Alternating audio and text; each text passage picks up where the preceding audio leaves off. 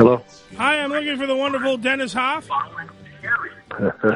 You got him. It's Big D. How are you, Eddie? Yeah! He's back! Welcome to him. He's back on the show! Where you been?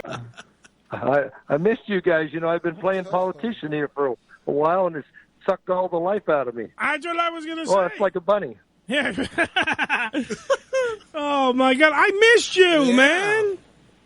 Oh, we missed you. I mean, I've been just so busy. You know, the New Deal, like Judith Regan wants to do a TV show, another book, The Art of the Pimp, From Prostitution to Politics, where the real whores are. There you go. By the way, if you're living under a rock, my own personal Jesus, Dennis Hof, won the primary, the GOP primary, for state assembly in Nevada. Congratulations on that, by the way. Thank you. Deservingly so. It was a big deal, yeah. Well, it was a big deal, and I got to thank a lot of people. You know, when Grover Norquist from Americans for Tax Reform, you know, Reagan's guy, the biggest tax fighting champion of American, came out, and to Pahrump, it was a big deal, and he said, vote for Dennis. He signed the tax pledge. He's not going to raise your taxes. The other guy did. You see what's happened? Boy, they listened, and then Roger Stone came out. Yeah. You know, first of all, we did an event. We did an event with Roger Stone via Skype, and everybody loved it. It was 400 people there. Then 3 weeks later, we did another event with Roger right there, and he stands up and says, "This is beneath Dennis. I want him to be governor. He is the Trump of Pahrump. He's rich. He's famous. He's loud. He's an author. He's a reality TV star. He's produced a series on Cinemax. He is the Trump of Pahrump," and it resonated. See, that's my boy Roger Stone, who's been on this program as well. We love Roger, and Roger is definitely a difference maker when he shows up to your function of any form, whatever it is. He was at Lisa Ann's birthday party. Yeah. When he shows up, it becomes a bigger deal. Oh, sure. So automatically, it's a bigger deal when you have Dennis Hof and Roger Stone in the same room at the same time. There you go. It's a big effing deal. Yeah. And it proves it. It was a giant deal, and I'll tell you what. Even if you're not a book reader, get Roger's book, Stone's Rules. It's an amazing book that gives you the game plan to politics and life. It's an amazing book. Yeah, we had him on. I'm in the middle of reading it. I have to. When I'm done, I got to give it to Joe over here. Yeah, definitely. So Joe can read it. And it's pretty well written because it's only every page is a different rule. It works out very well. I mean, it's no art of the it's no being art of the pimp. But it's up there. It's definitely a good book. It's definitely. Well, when I told Roger, the thing you should have added to it, Hoff's rule. Be a nice guy, be a gentleman. When they slap you, you break their jaw, and that's what I did. Nice. That's the way it's supposed to be. Absolutely. When I joined the Republican Party, I sat him down and I said, "Look, let me tell you where I'm at, because I'm not sure there's a fit here. I've been an independent all my life because I didn't want to get business involved in politics. I wanted Republicans and Democrats' money. So here's where I'm at: small government, low taxes. I'll fight like a champion for that. I don't want to hear about a bunch of social issues. I'm not going to get involved in who sleeps with who, whether you smoke weed or not, and abortion. That's a matter of choice, and whether I like it or not is one thing. But whether I'm going to tell somebody what to do is another." Very true, and that's one of the reasons why I love you as a human being, let alone the man who runs Disneyland for your dick, the Moonlight Bunny Ranch, and all the other brothels that are out there. I love him because he lets you. It's your life. Choose what you want to do. He's not here to muscle you down and muscle you over and tell you everything. And especially in politics, he's not going to be like that either. I can already tell when you saw all the ads that were being run. And the best part is all the girls of the Bunny Ranch stepping up and defending Dennis, making sure that they, were making sure that they were being handled right. You know what I mean? Like, because a lot of people are like, oh, do we really want a pimp in the blah, blah, blah, blah, blah, blah, and all this stuff? And he was like, the girls spoke for themselves. Like, you know what I'm saying? Like, they couldn't touch him on anything, and that was the best part of it. Yeah. Because he literally is the only guy that I know that is, his life is a giant sex scandal. I know. But that's how he lives his normal life. It's that scandal. It's just. We're so jealous. Yeah. Mr. Hoff, did you get a blowjob today from a female? Yes, I did. Yes. Actually, 3 of them. They were all sharing. One blew me, the other one stuck a finger in. I don't know what was happening. love it all. That's how I woke up. I don't know. By the way, if you check out, go to bunnyranch.com and check out Misty Matrix. I've been hanging out with her a lot. And, she's beautiful. Yeah, you might. Oh my God, just stunning, just absolutely stunning. And you know how I am. I like them blonde and beautiful. Absolutely, two good options right there, blonde and beautiful.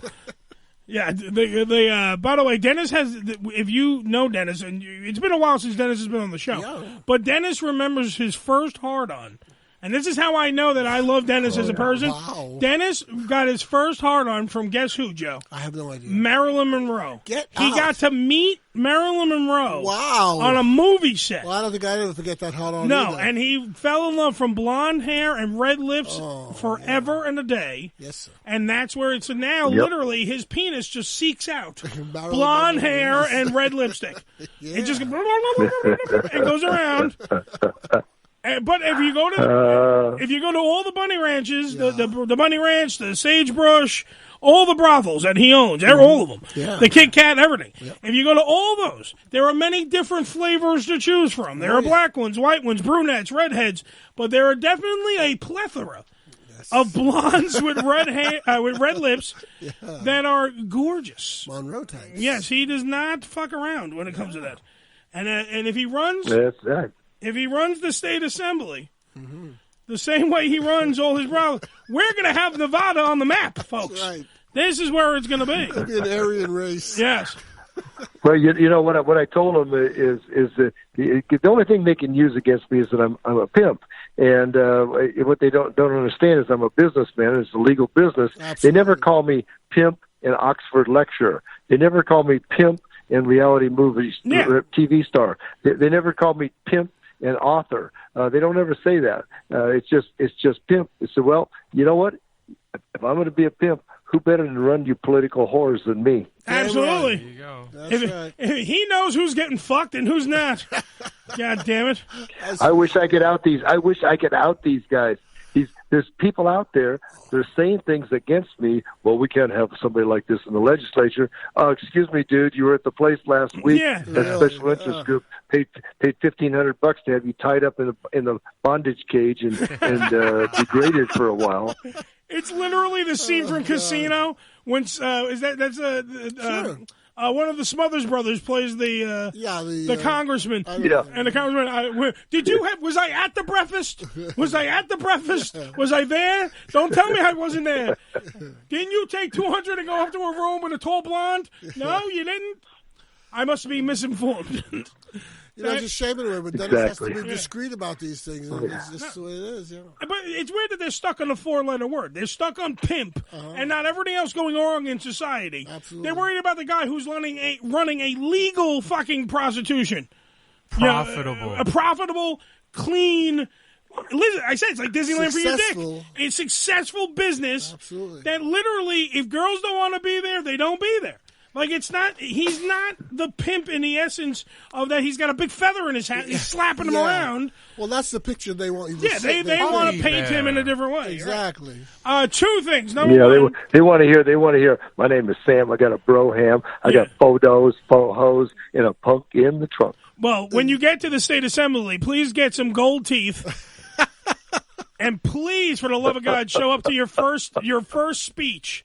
I want you in a zebra skin mink coat, orange pants, and an El Decora cowboy, and a big Don Cornelius fist charm hanging from your neck. The 2 things. One, are you good? When Roger Stone came out, he brought Kristen Davis. So I got Kristen Davis, the Manhattan Madam, and I got the Hollywood Madam sitting next to each other at the table, and people loved it. And the more conservative they were, the more they loved these two. Oh, and they were swapping stories. So he was West Coast and East Coast. Oh, beautiful. Like to have their black books. I wonder, Roger was with him, and these two were talking about being in the same penitentiary at different times. Did you try the meatloaf? It was delicious. Two So Heidi Fleiss got out after all her nonsense. Yeah. And so I'm with her, and I'm like, Heidi, I said, should we find a girl? You don't want to get a girl? She's Dennis. She said, you know what? When I went to prison, I was 2% gay. And I was gay for the stay. I had a girl that protected me and got me everything. But now that I'm out, I'm 3% gay. She wants some dick. That's what she was. Yeah. She got out and she's like, Kristen Davis is a hottie. Oh, she's I don't know if you gorgeous. checked her out. Yeah, I know Kristen. So. Yeah, Kristen's fucking a piece of ass. Oh, man. And she's actually, I believe she has a kid, so she's a MILF. She's technically a MILF. Yeah. She's freaking hot. Yep, man. Exactly. And she's a blonde. Yeah, I talk to her every day, and she's a blonde. She's good looking. Yeah. And everybody at the Roger Stone function, who is that? So that's just my friend from Washington, from New York. Yeah, well, who is that? Well, try to Google search your name, and it's like, oh my God, blasphemy! But I love her. I get along. I talk to her every day.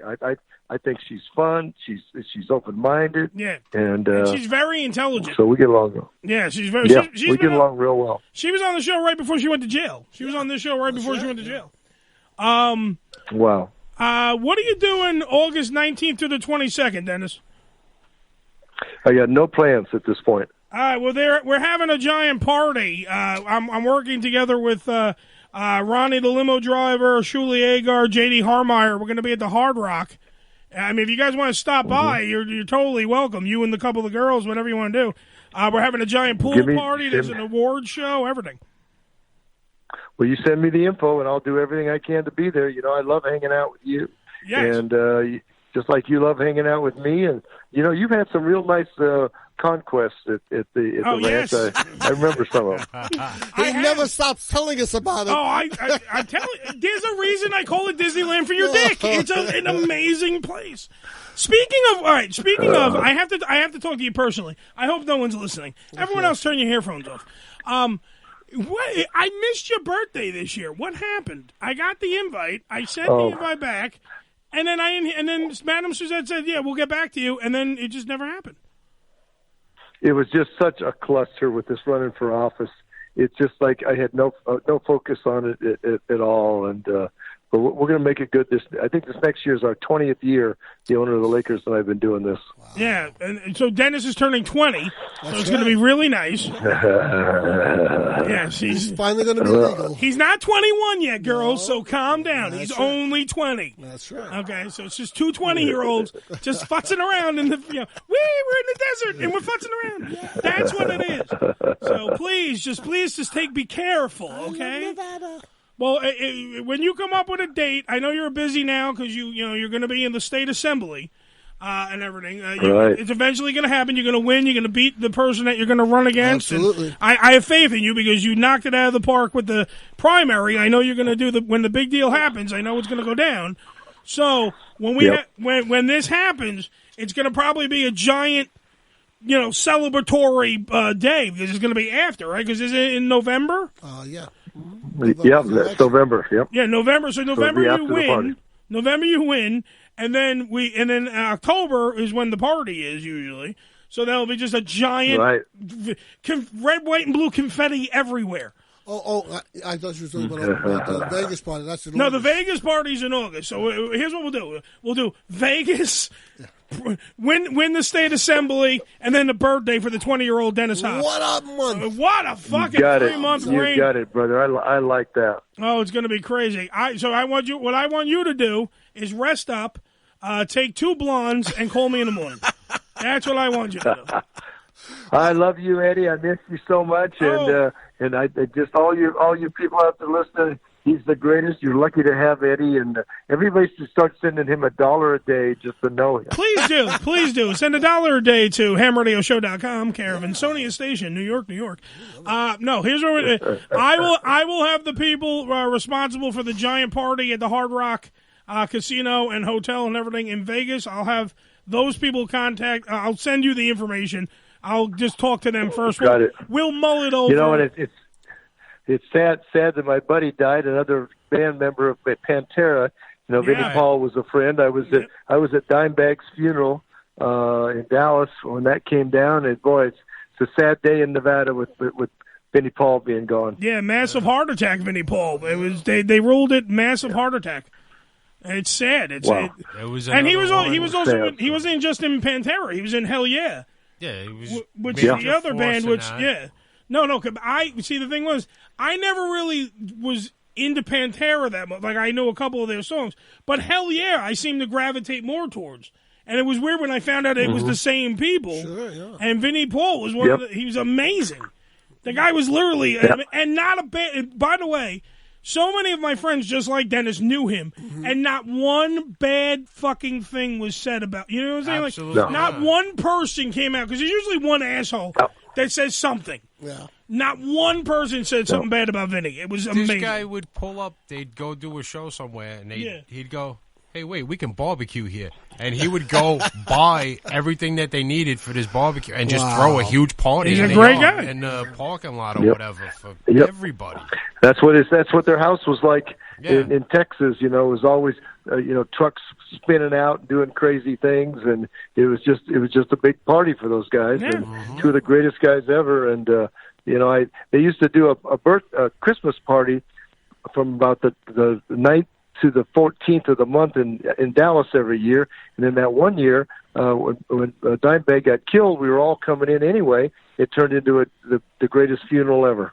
Jesus. Black grin for everyone. It's weird what touches you inside. Like, what gets you right there.